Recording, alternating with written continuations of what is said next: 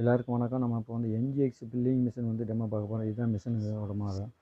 அது வியூ பார்த்துக்கோங்க. இது மிஷினு இது நல்லா ப்ளூ கலர் டிஸ்பிளே. ஐட்டம்லாம் நல்லா பெருசாக தெரியும். கீபோர்டு நல்லா லைஃப் வரும். பேட்டரியும் நல்லா லைஃப் வரும். இது பேக் சைடு.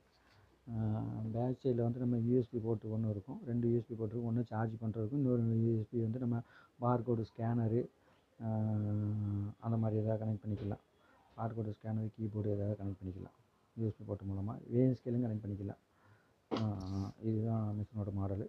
நான் இப்போ இது பில் அடித்து காமிக்கிறேன் பாருங்கள். இப்போ வந்து 1ன்னு கொடுக்குறேன்.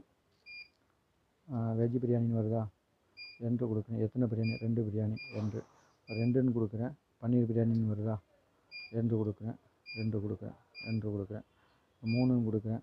மஷ்ரூம் கறின்னு வருதா, இது வந்து 5 கொடுக்குறேன். 2 கொடுக்குறேன்.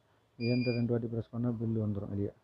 பிரிண்ட்டும் நல்லா ஸ்பீடாக இருக்கும் பில்லு.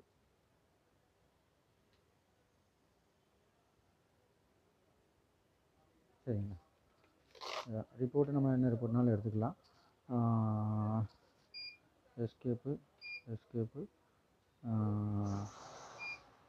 ரிப்போர்ட்டுன்னு இருக்க 4 சேல்ஸ் ரிப்போர்ட் 1 போனோம்னா ஐட்டம் வைஸ் வேணுமா, பில் வைஸ் வேணுமா? ஐட்டம் வைஸ் வேணும் 1 கொடுத்துட்டா ஃப்ரம் டேட்டு கொடுக்கும் என்று, டூ டேட்டு என்று. சரிங்களா? கொடுத்துட்டா அது வந்து ஐட்டம் வைஸ் ரிப்போர்ட் வந்துடும். இப்போ பாருங்கள்,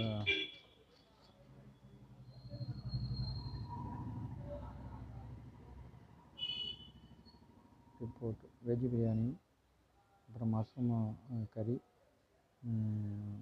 இப்போ இருக்குது. அப்புறம் பன்னீர் பட்டர் மசாலா. சரிங்களா?